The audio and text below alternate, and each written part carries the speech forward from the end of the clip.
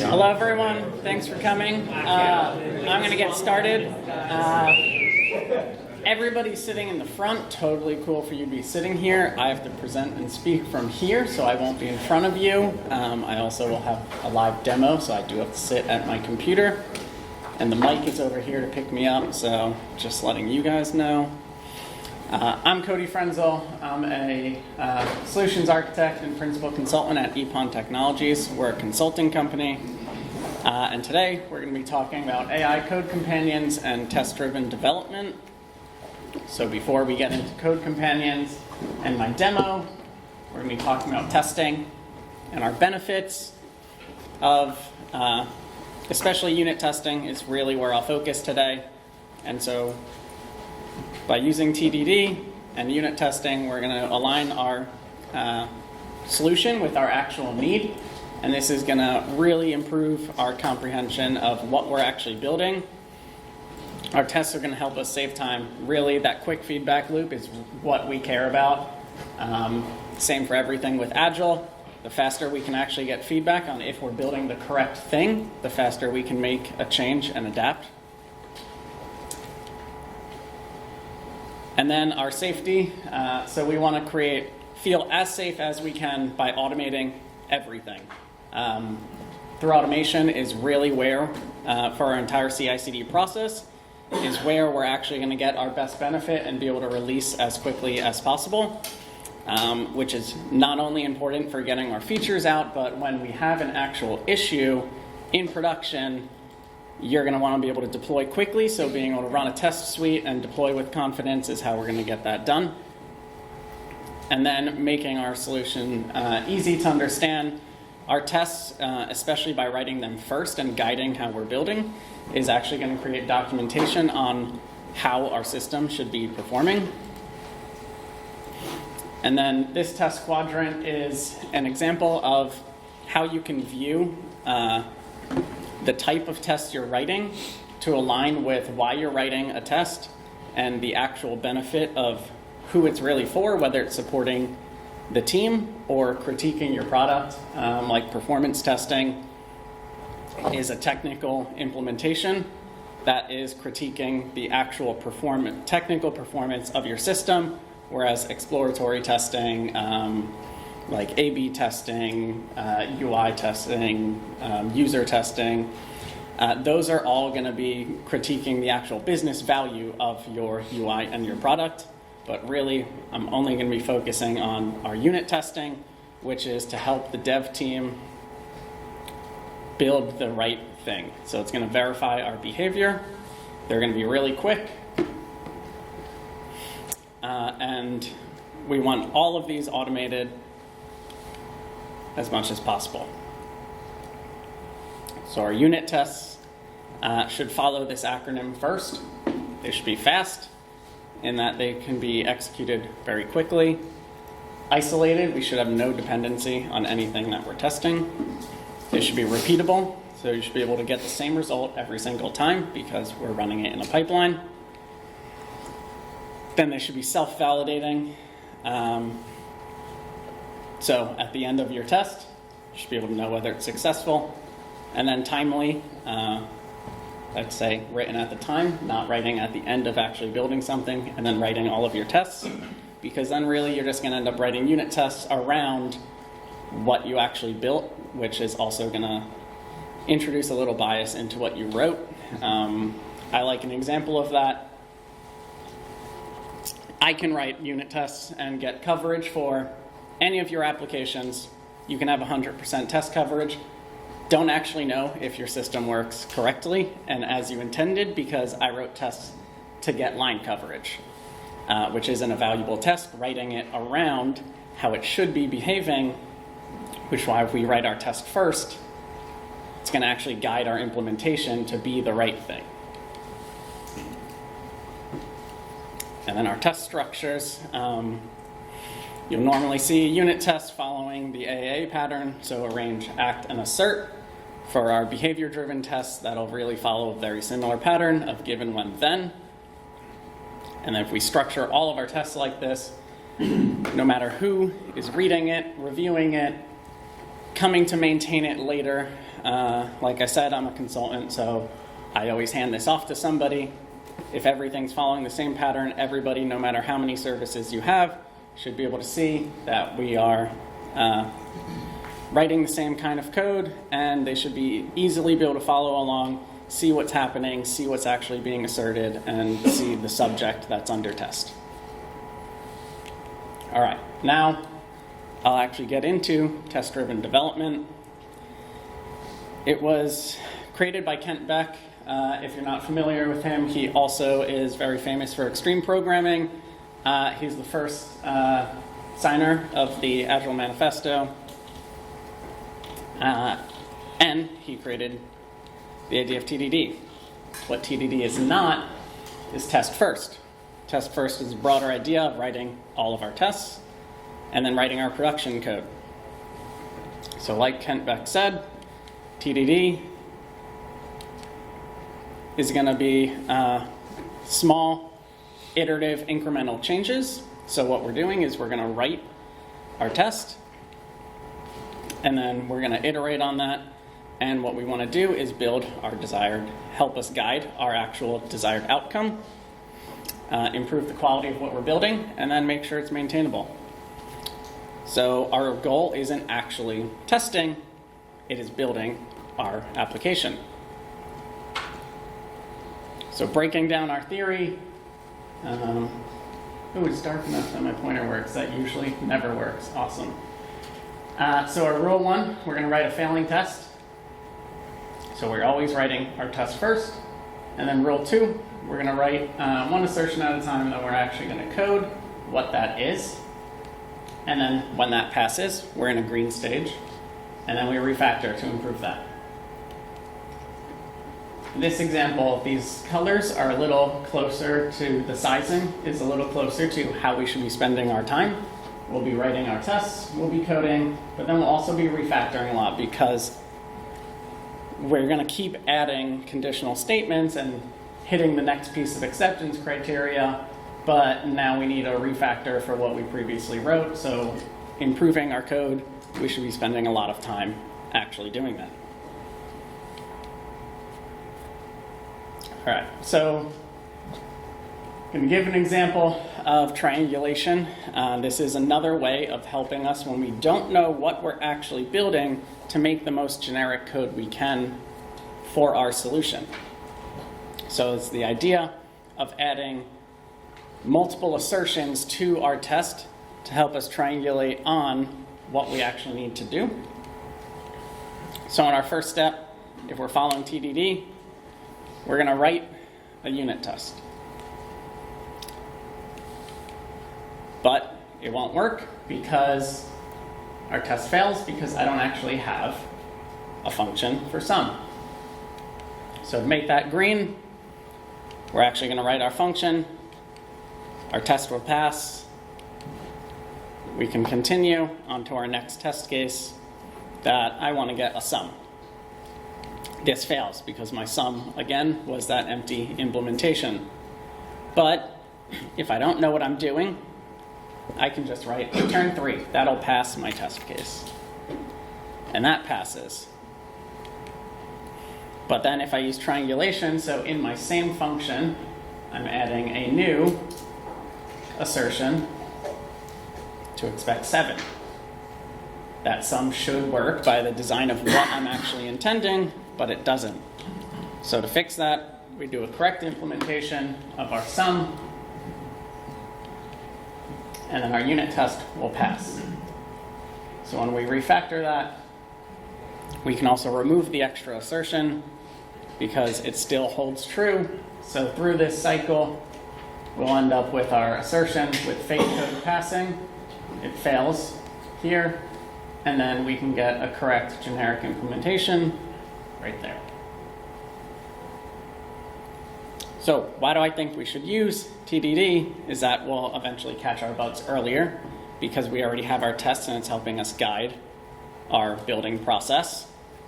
We're going to have a better design because we're going to focus on being modular, and it's going to help decouple what we're actually building by writing our test first. We're going to have confidence in what we actually refactor because the tests are already written then. So when I go back and refactor, I know I won't have a regression in the test, or if I do, I know I broke something already. And then, like I mentioned earlier, we're going to have that living documentation of our tests. A couple of issues I know I've encountered with teams. People talking about TDD being slow. Probably in the grand scheme of things, I think it actually might be faster by reducing how much time you're debugging at the end when you're writing a bunch of tests and you discover that you actually didn't do something correctly at the end of your sprint. TDD only being for new projects.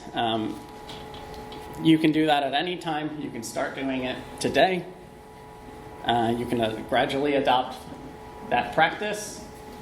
And then replaces manual testing. TDD complements it. Like in my other diagram, we should have all levels of testing. If you do have manual testing, that should be the lowest level or the lowest amount of tests that you actually have. If you're familiar with the testing pyramid, our unit tests on the bottom should have the most amount of tests. They should be really fast. Manual testing is really slow, so it should be at the top of your pyramid and be pretty infrequent compared to our automated tests. And then also for new projects, I would say even if you can't convince your entire team to use TDD, you can still do the practice by yourself with your own code, and you can see how that works for you. This does only work in software, does not work for building bridges.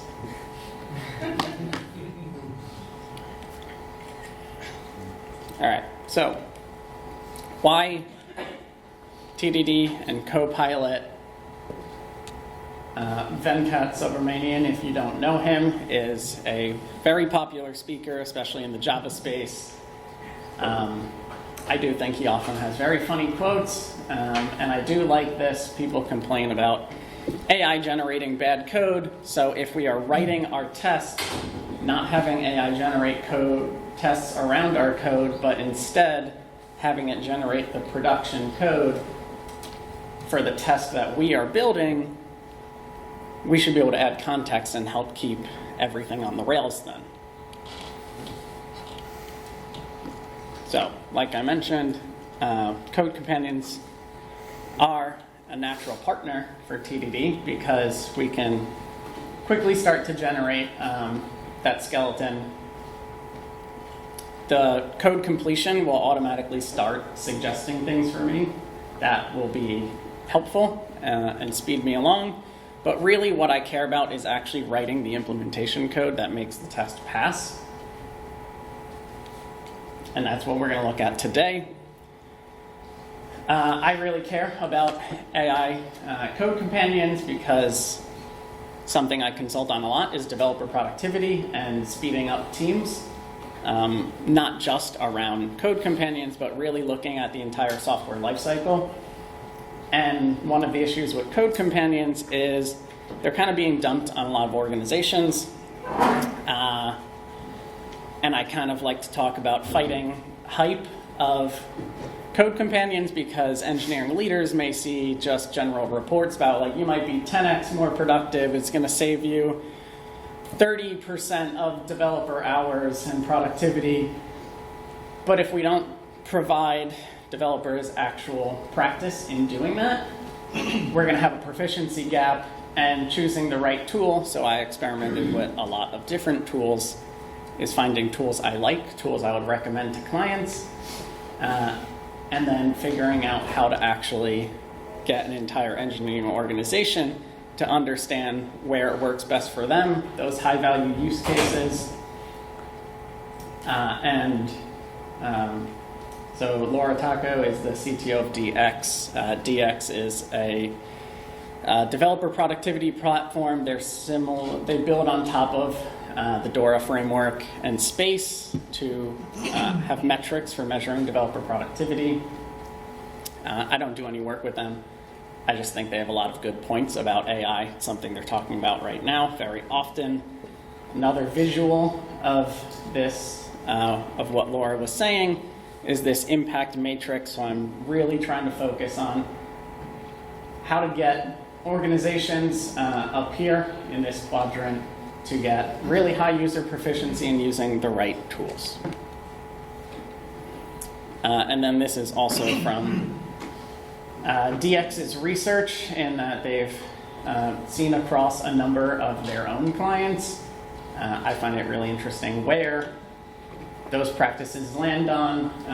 I would say in my experience is pretty similar to their findings of what they've seen as the most useful use cases.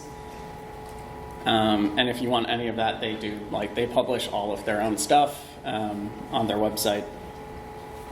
But big developer productivity nerd, so I kind of just like reading stuff about their organization and their research.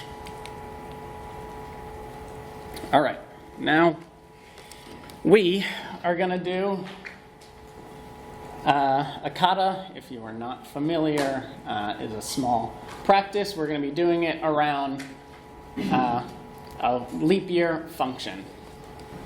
And so we're going to use TDD, and our leap year kata basically says that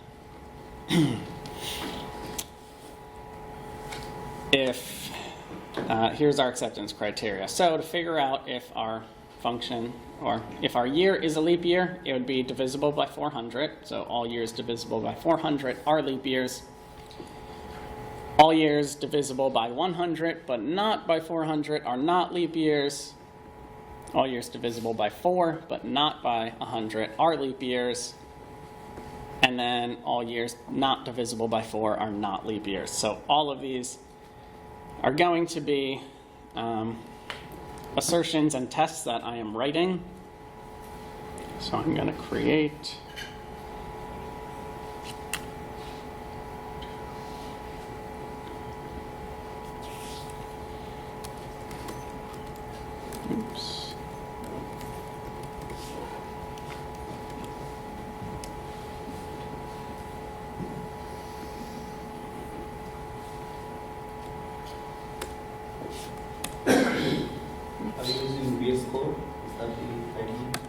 No, I am using IntelliJ, and I could use VS Code. I tend to use IntelliJ for all of my Java work. And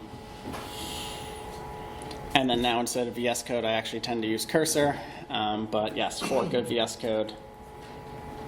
But I wrote my abstract mostly around Copilot. Like I said, I experiment with a lot of AI code companions, so I could also have given this demo with Cursor as well. Maybe we can do part of that in Cursor to see how those work. But my first test will be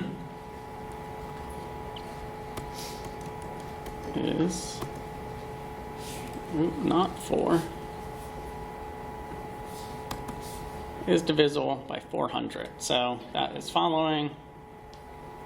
For our leap year, it's divisible by 400. So what are we trying to do? That is what we're trying to do. We're trying to test the logic if a leap year is divisible by 400. So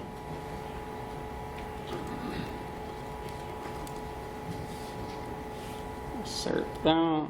Nope.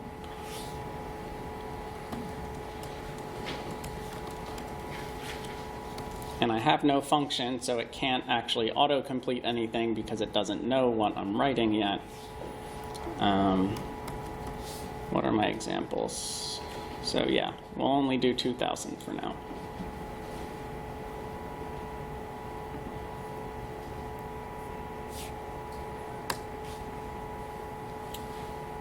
I do want that.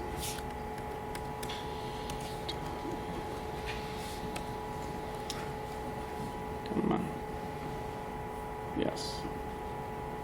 Just using matchers that I tend to like because I think Hamcrest matchers are pretty human readable. Okay, so I can run this. We know it's not going to work because I don't actually have a method. Oops. There we go. So this won't work because I have no is leap year. So now we're going to add Copilot and add my test in as context. Say, great.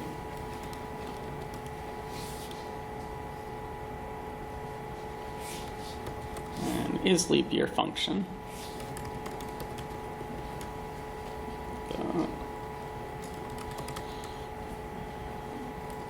Integer is divisible by 400. Turns true.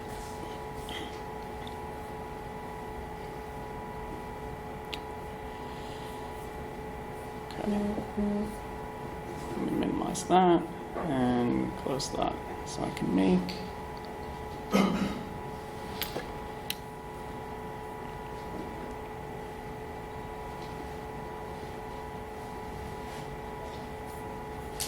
Okay, so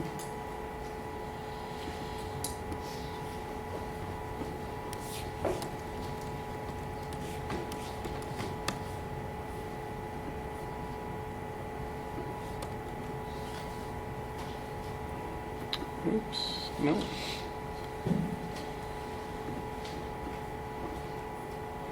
Just want to call that leap year. Okay, and our test.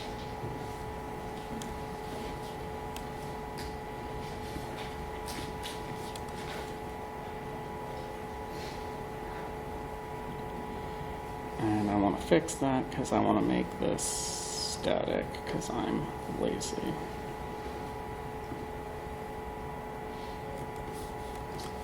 Oops, nope.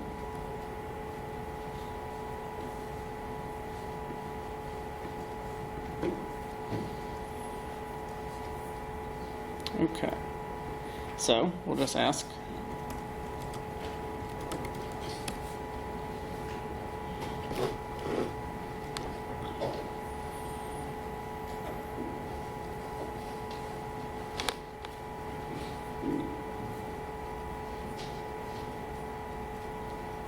Okay.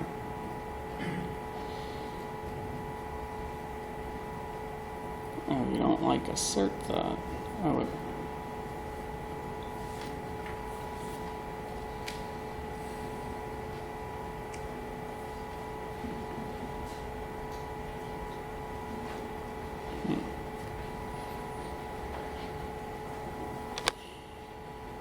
oh, okay.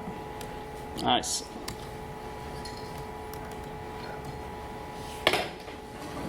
So we want, that is what I did wrong. So let's import, no.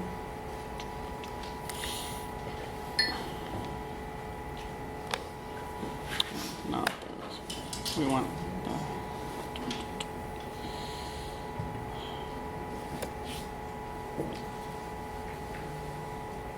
okay, the ham crust matcher, yes. I believe it is true. Alright, we'll just get rid of matchers then. And do that. There we go.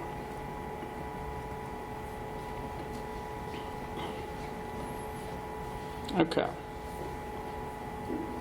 So. Oh.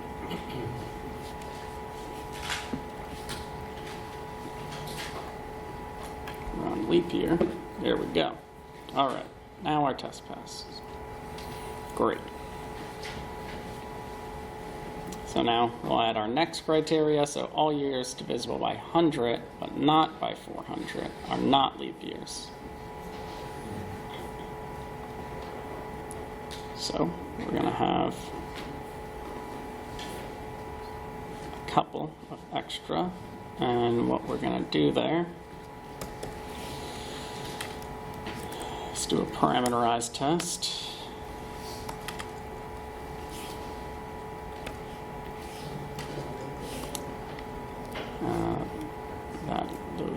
values are wrong though. So we'll do 1700, 1900, 1800.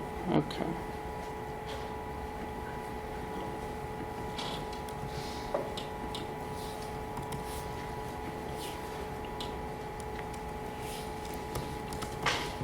Is divisible by 100, but not 400.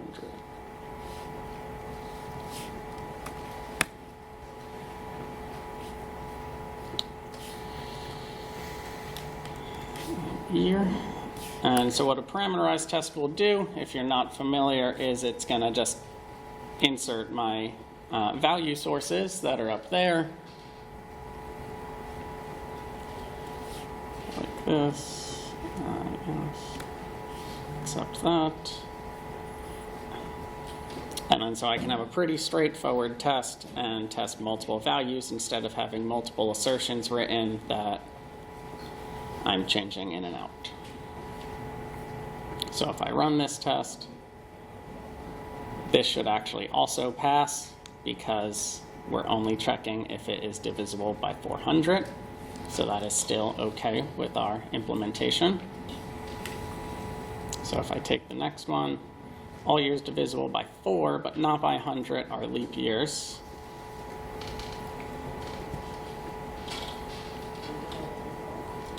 You need to be able to throw that requirement also in Copilot to see if it can create the test for you. Yes, I can. So I can also, that's the leap year. Yes, that is leap year test. So we can say, create a test.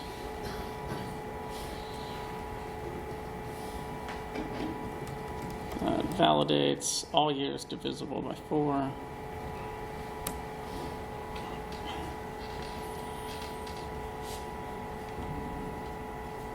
Okay, is divisible by 4, but not by 400. So let's take that, paste it in, let's run this test. So this test will fail because we're not actually doing anything.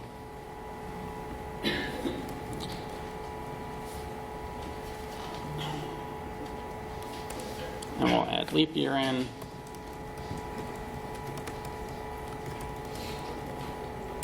And I'm not going to tell it what to do, I'm just going to tell it to pass these tests. So it's going to check. Gave me an explanation. So this is our first test. Okay. And I like this because it is a very crude implementation of what we're building. So when we're done, we should be able to optimize and everything should still pass. So now I can go back, I can run my entire test suite. All of our tests are passing. Great. Now our final one.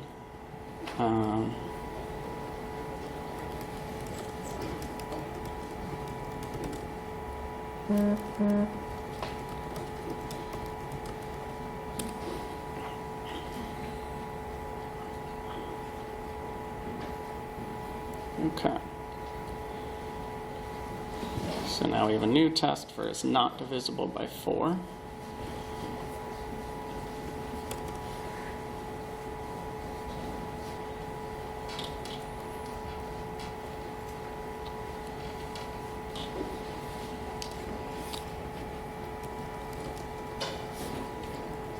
Do you need to We'll run that. manually copy the code? Can you do a merge if we ask it to? Okay. So Yes, so with in VS Code you actually can. Here I'm just asking the chat. I think I can do this, and then if I ask around on inline chat I can accept the code, but if I'm just typing in the chat I can copy code and paste it in. But if I use the inline function I can. Cursor. Which is a little different from cursor. And that is actually a little nuance between actually the reason of forking an IDE and integrating it directly into the IDE versus a plugin that you're just downloading and then attaching to. So you have a lot more control over the entire IDE with something like Cursor and an integrated environment with AI. Okay, so our tests do pass because to write our function like this, we inherently have, if it is not divisible by 4, we're falling to our else statement. So our test pass. And now I can say optimize is leap year.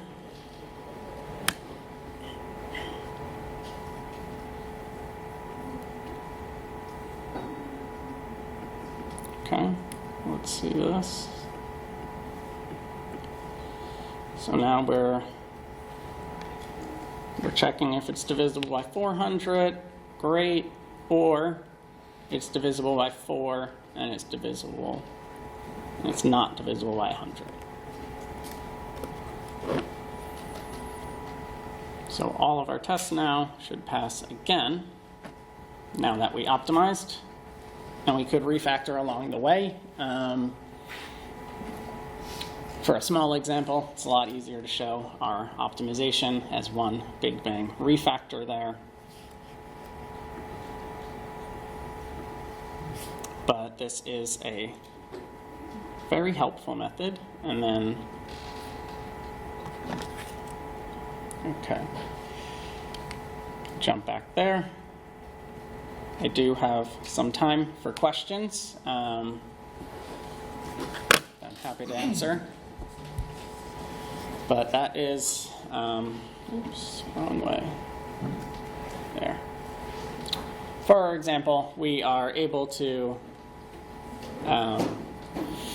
use TDD to actually guide how we're building it. If I didn't know what leap years actually were, it may have been harder, so I could have just wrote all of my tests and then work backwards from there.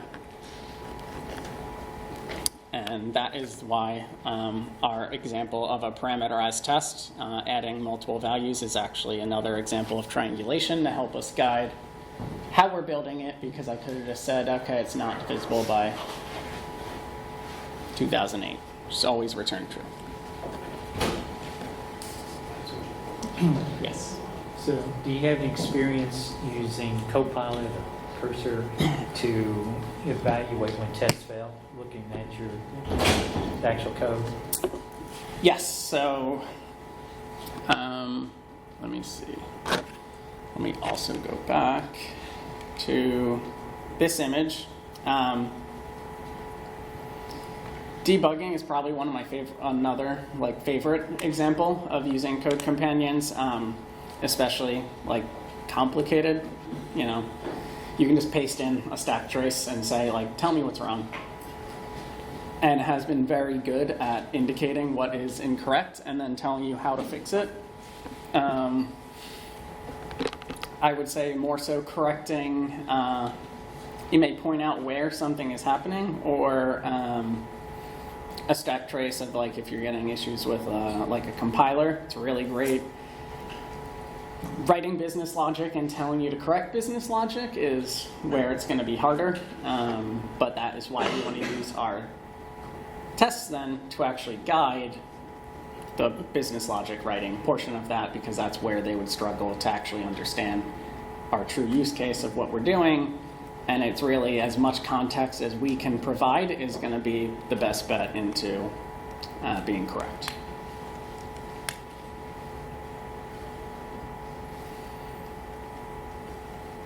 Yeah. So this is more generally related to like TDD. So in my experience as a developer, like, I'm not saying that I've worked on teams and they just didn't know what they were doing, but sometimes, in business, we don't have problems that are completely well defined. We want to know our acceptance criteria up front. Mm-hmm. So in the context of a problem which has like ever-evolving ACs, how do you effectively adopt TDD in a way such that it's going to be productive for me as a developer, and I guess effective? So actually, I would say using TDD when we don't know exactly how we're implementing is one of the best use cases because it's going to help us guide what, like, if I don't know how I'm going to start writing code, writing the test cases to say, like, this is the outcome I want is going to be the best starting point. If we have acceptance criteria evolving in the middle of like a story we're writing, I would say go back to your definition of ready and not change acceptance criteria in the middle of a sprint. It's a topic for maybe a different talk. But it can, I mean, changing our acceptance criteria mid-sprint is just going to lead to rework anyway.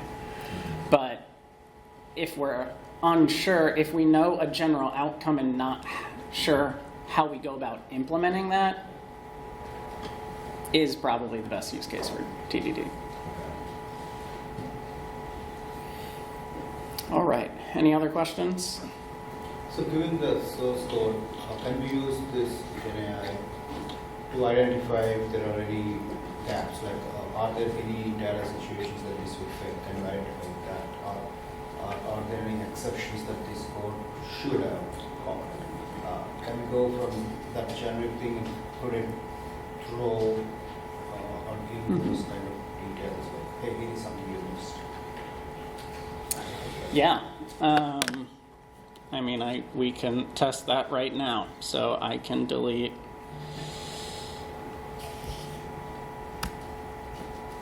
this and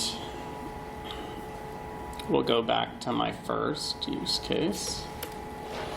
So I'll save those and say if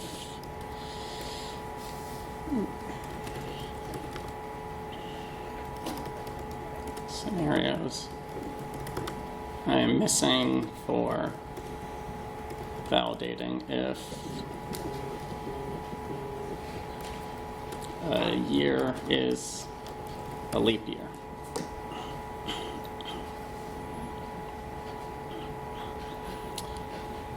So this is actually basing its response on my README.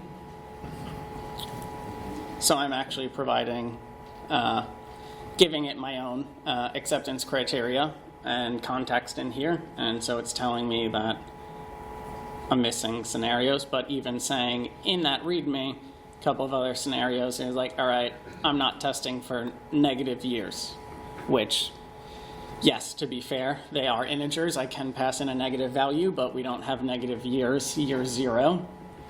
And then edge cases like 1 for 100 and 400 to ensure that logic handles transitions correctly.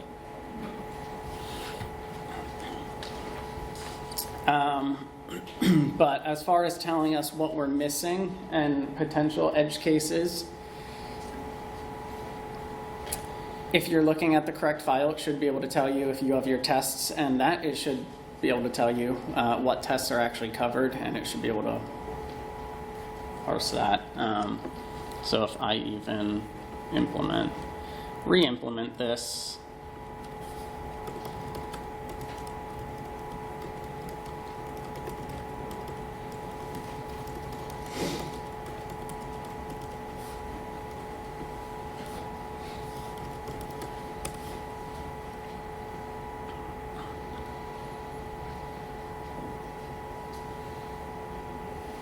okay, so it told me to add these test cases.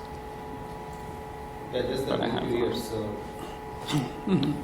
like BC, how do you generally present those? Like, I could be testing, hey, 700 BC is a leap year.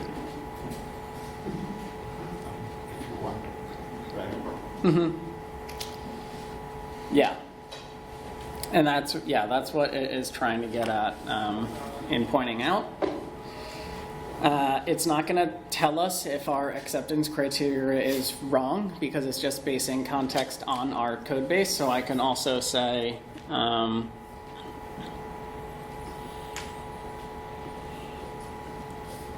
all years divisible by 5 are leap years. Give me a test to validate this.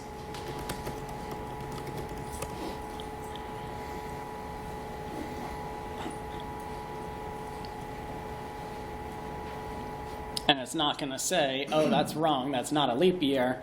It's going to do what I'm telling it. So we still have to be correct in how we're guiding it. But we can at least use our code base as context of, again, like, we can test what we built, but unless our implementation is correct, that's why we want to focus on our tests. Okay, in the example you did, you explicitly said all years divisible by 5 are leap years. If you had instead said, can you give me a test that all years divisible by 5 are leap years, would it have given you the exact same output? I guess what I'm saying Yeah. is, since you didn't tell it to require a bad requirement, would it have picked up? Gonna create a new chat just so it doesn't have context of my old conversation. Okay, so we're gonna say, can you give me a test that validates all years divisible by 5 are leap years?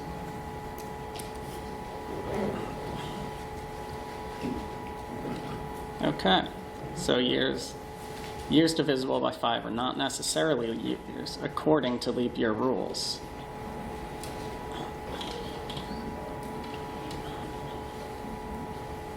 And I don't think that pulled it from my... Okay. So it is just pulling from those two tests and not my README.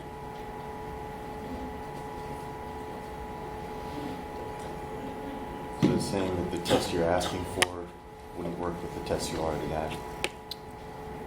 Yeah, and so it's saying the conditions for a leap year, by what we're saying, are it's divisible by 400 and a year's divisible. So it's basing it on this function, actually.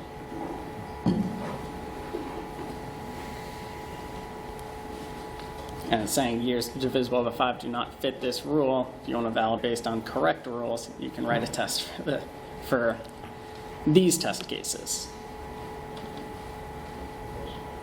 You already have the code bases and context, but do you see like orgs in a broader sense where like set up a golden repo or something, and then you're essentially prioritizing context based on how you want those tests to look? So how does that look? Yeah. So yeah, dragging in as much context as we can is the most helpful. I was doing that as an experiment with a couple of devs at like an enterprise client of ours. They have their own pipeline, so a lot of configuration that is only specific to them, that if you're not familiar with CI/CD or their org, you probably don't know the right configuration, but they have a lot of documentation in GitHub pages. So we forked the repo and like cloned a copy, and we're adding it in to our repository so that we can look at it as context and like try to pull that entire base in. We did hit a limit on like context window with Copilot, but yeah, like Cursor and like Copilot, like they all have, you can add in, it's not in there, but you can basically add, maybe it shouldn't be in here. I know in Cursor they have it, but yeah, you can add like rules in a specific like Cursor context that will always be there. Be like, I want to write my tests like this. These are the engineering principles I want to follow, and I can document all of those so I don't have to specify them every time I'm typing to add like a little more extra context into how I should be writing code. Have you found the results from Copilot or Cursor, which one's better, or are they about the same? I think it depends on somebody's workflow. I think the best part of using them is you're not leaving, you're able to stay in your IDE and you don't actually have to like go to your browser and then kind of distracting you, like bouncing between different things. I could have also done this entire kata in like Gemini or ChatGPT, but to get a result, but I would say they're pretty similar. I just tend to like to use Cursor, especially, like I said, I do a lot of Java work in IntelliJ, but pretty much anything else I use VS Code or now Cursor. So even if I have a monolithic application, I open my front end in VS Code, and then I have my back end in IntelliJ, even though they're the same folder, but it's just generally how I like to work. But yeah, it's going to be a tool that you're familiar with and comfortable with. They will behave differently, so just the practice of using it is inherently and really what is available to an organization. So I find orgs are probably going to pay for one if it's like a large enterprise. So they're not going to offer the same thing to everybody, but because Cursor and Copilot, depending on your organization, you can change out and have multi-model. So you do have the option of using the same models most of the time. So it's probably going to be more of a difference of what model you're using versus what code companion you're using for the popular ones. I haven't tested all of them. Are your slides available online? I can make them available, I assume. I have a repository for this. I do need to add the solution into it. But yeah, I think that is it for our time. So thank you everyone for coming.